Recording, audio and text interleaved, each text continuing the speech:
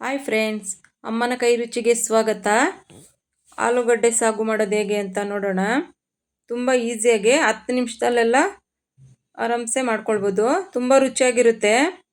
ಒಂದೇ ಥರ ಚಟ್ನಿ ಪಲ್ಯ ಎಲ್ಲ ಮಾಡೋದಕ್ಕಿಂತ ಈ ಥರ ಮಾಡಿದ್ರೆ ಚಪಾತಿಗೆ ದೋಸೆಗೆ ಎಲ್ಲ ತುಂಬ ಟೇಸ್ಟಿಯಾಗಿರುತ್ತೆ. ಈಸಿಯಾಗೂ ಮಾಡ್ಕೊಳ್ಬೋದು. ಇದಕ್ಕೆ ಹೆಚ್ಚು ಏನು ಸಾಮಗ್ರಿಗಳು ಬೇಕಾಗಲ್ಲ. ನೋಡಿ ಈಗ ಹೇಗೆ ಮಾಡೋದು ಅಂತ. ನಾನಿಲ್ಲಿ 2 ಆಲೂಗಡ್ಡೆ ಸಿಪ್ಪೆ ತೆಗೆದು ಇಟ್ಕೊಂಡಿದ್ದೀನಿ. ಜಾಸ್ತಿ ಬೇಕಾದರೂ ಹಾಕ್ಕೊಳ್ಬೋದು. ಸ್ಟವ್ ಮೇಲೆ ಒಂದು ಪಾತ್ರೆ ಇಟ್ಕೊಂಡು ಸ್ವಲ್ಪ ಎಣ್ಣೆ ಹಾಕ್ತಾಯಿದ್ದೀನಿ. ಎಣ್ಣೆನು ಜಾಸ್ತಿ ಬೇಕಾಗಲ್ಲ. ಸ್ವಲ್ಪ ಜೀರಿಗೆ, ಕಡಲೆಬೇಳೆ 1 ಸ್ಪೂನು, ಉದ್ದಿನಬೇಳೆ 1 ಸ್ಪೂನು. ಇನ್ನು ಸ್ವಲ್ಪ ಫ್ರೈ ಮಾಡ್ಕೊಂಡ ನಂತರ ಹಸಿಮೆಣಸಿನ್ಕಾಯಿ ಖಾರಕ್ಕೆ ನೋಡಿಕೊಂಡು ಸ್ವಲ್ಪ ನಾನಿಲ್ಲಿ 5ರಿಂದ 6 ಹಸಿಮೆಣಸಿನ್ಕಾಯಿ ಹಾಕಿದ್ದೀನಿ. ಸ್ವಲ್ಪ ಕರಿಬೇವು,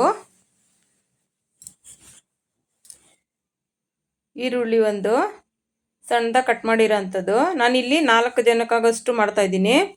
ಇನ್ನೂ ಬೇಕು ಅಂದರೆ ಆಲೂಗಡ್ಡೆ ಎಲ್ಲ ಜಾಸ್ತಿ ಮಾಡ್ಕೊಳ್ಬೋದು. ಟೊಮೊಟೊ ಇವೆಲ್ಲ ನೋಡಿ, 1 ಟೊಮೊಟೊ ಸಣ್ಣದಾಗಿ ಕಟ್ ಮಾಡಿರೋ ಅಂಥದ್ದು. ಈರುಳ್ಳಿ ಟೊಮೊಟೊ ಎಲ್ಲ ಜಾಸ್ತಿ ಮಾಡಿಕೊಂಡ್ರೆ ನಮ್ಮ ಗ್ರೇವಿನೂ ಜಾಸ್ತಿ ಆಗುತ್ತೆ. ನಾನು ಇಷ್ಟು ಮಾಡ್ತಾ ಇರೋದು 4 ಜನಕ್ಕೆ ಕರೆಕ್ಟಾಗಿ ಆಗುತ್ತೆ. ಇದು ಚೆನ್ನಾಗಿ ಬಾಡಿಸ್ಕೊಳ್ಬೇಕು. ಈಗ ಸ್ವಲ್ಪ ಕೊತ್ತಂಬರಿ ಸೊಪ್ಪು,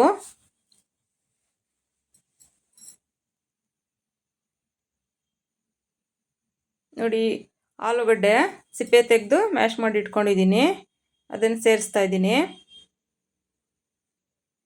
ತುಂಬ ಈಸಿ, 10 ನಿಮಿಷದಲ್ಲೆಲ್ಲ ರೆಡಿ ಆಗಿಬಿಡುತ್ತೆ. ತಕ್ಷಣಕ್ಕೆ ಏನಾದರೂ ತಿನ್ನಬೇಕು ಅಂದರೆ ಫ್ರಿಜ್ಜಲ್ಲಿ ದೋಸೆ ಹಿಟ್ಟು ಚಪಾತಿ ಹಿಟ್ಟು ಏನಾದರೂ ಇರುತ್ತೆ. ನಮಗೇನಾದರೂ ತಕ್ಷಣಕ್ಕೆ ಗ್ರೇವಿ ಥರ ಬೇಕು ಅಂದಾಗ ಈ ಥರ ಮಾಡಿಕೊಂಡ್ರೆ ಸಾಗು ತುಂಬ ಚೆನ್ನಾಗಿರುತ್ತೆ. ಈ ಥರ ನೋಡಿ ಎಲ್ಲ ಮಿಕ್ಸ್ ಮಾಡ್ಕೊಂಡ ನಂತರ ನಾನಿಲ್ಲಿ 1 ಲೋಟ ನೀರು ಸೇರಿಸ್ತಾ ಇದ್ದೀನಿ. ಈಗ ಇದಕ್ಕೆ ಅರಿಶಿನ 1 ಚಿಟಿಕೆಯಷ್ಟು, ಚಿಲ್ಲಿ ಪೌಡ್ರು ಅರ್ಧ ಸ್ಪೂನ್ ಹಾಕ್ತಾಯಿದ್ದೀನಿ, ಧನಿಯಾ ಪೌಡ್ರು ಒಂದು ಸ್ವಲ್ಪ, 1/4 ಸ್ಪೂನಷ್ಟು ಧನಿಯಾ ಪೌಡ್ರು. ಜಾಸ್ತಿ ಏನು ಬೇಕಾಗಲ್ಲ, ಲೈಟಾಗಿದ್ದರೆ ಚೆನ್ನಾಗಿರುತ್ತೆ. ಇದೆಲ್ಲ ಹಾಕಿದ ನಂತರ ಒಂದು ಕುದಿ ಬರಬೇಕು. ಈಗ ನೋಡಿಕೊಂಡು ರುಚಿಗೆ ತಕ್ಕಷ್ಟು ಉಪ್ಪು. ಇದೊಂದು ಕುದಿ ಬರಲಿ. ನಾನಿಲ್ಲಿ ನೋಡಿ ಕಡಲೆ ಹಿಟ್ಟು 2 ಸ್ಪೂನಷ್ಟು ಕಡಲೆ ಹಿಟ್ಟನ್ನು ಹಾಕಿ ನೀರಲ್ಲಿ ಕಲಿಸ್ಕೊಳ್ತಾ ಇದ್ದೀನಿ. ನಿಮ್ಗೆ ತಿಕ್ನೆಸ್ ಜಾಸ್ತಿ ಬೇಕು ಅಂದರೆ ಸ್ವಲ್ಪ ಕಡಲೆ ಹಿಟ್ಟು ಜಾಸ್ತಿ ಹಾಕ್ಕೊಂಡ್ರು ಚೆನ್ನಾಗಿ ಬರುತ್ತೆ. ತುಂಬ ಜಾಸ್ತಿ ಹಾಕ್ಕೊಂಡ್ರು ಚೆನ್ನಾಗಿರಲ್ಲ. 2 ಸ್ಪೂನಷ್ಟು ಆದರೆ ಸಾಕಾಗುತ್ತೆ. ನೋಡಿ ಗಂಟಿಲ್ದಂಗೆ ಕಲಿಸ್ಕೊಂಡು ನೋಡಿ ಕುದಿ ಬರ್ತಾ ಇದೆ. ಹಸಿ ವಾಸನೆ ಎಲ್ಲ ಹೋಗಿ ನೋಡಿ ಕಲರು ಚೇಂಜ್ ಆಗಿದೆ. ಈಗ ಇದಕ್ಕೆ ಕಲಸಿರೋಂಥ ಕಡಲೆ ಹಿಟ್ಟನ್ನು ಸೇರಿಸ್ಬೇಕು.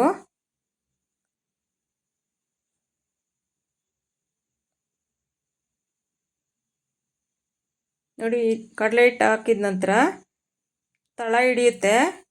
ಸ್ವಲ್ಪ ಈ ಥರ ಕೈ ಬಿಡ್ದಂಗೆ ಮಿಕ್ಸ್ ಮಾಡ್ತಾ ಇರಬೇಕು. ನೋಡಿ ಗಟ್ಟಿ ಆಗ್ತಾ ಇದೆ. ನೋಡಿ ಎಷ್ಟು ಚೆನ್ನಾಗಾಯಿತು. ಅದು ಹಸಿ ವಾಸನೆ ಹೋಗೋವರೆಗೂ ಸ್ವಲ್ಪ ಈ ಥರ ಕೈ ಆಡ್ತಾನೆ ಇರಬೇಕು.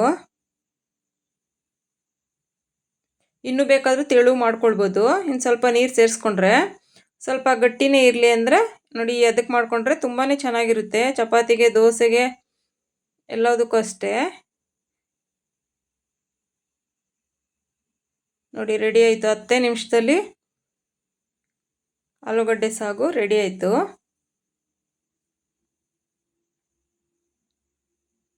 ಈ ಹದ ಇದ್ದರೆ ಸಾಕಾಗುತ್ತೆ. ನೋಡಿ ಈಗ ತಣ್ಣಗಾಗಿದೆ. ಇದೇ ಥಿಕ್ನೆಸ್ಸಲ್ಲಿದೆ. ಇಷ್ಟಿದೆ ಚೆನ್ನಾಗಿರುತ್ತೆ ಟೇಸ್ಟ್. ತುಂಬ ತೆಳುವು ಬೇಡ, ಗಟ್ಟಿನೂ ಬೇಡ. ಈ ಮೆಥಡ್ನಲ್ಲಿ ಒಮ್ಮೆ ಟ್ರೈ ಮಾಡಿ ನೋಡಿ. ರುಚಿ ಅಂತೂ ತುಂಬಾ ಚೆನ್ನಾಗಿರುತ್ತೆ. Thank you friends.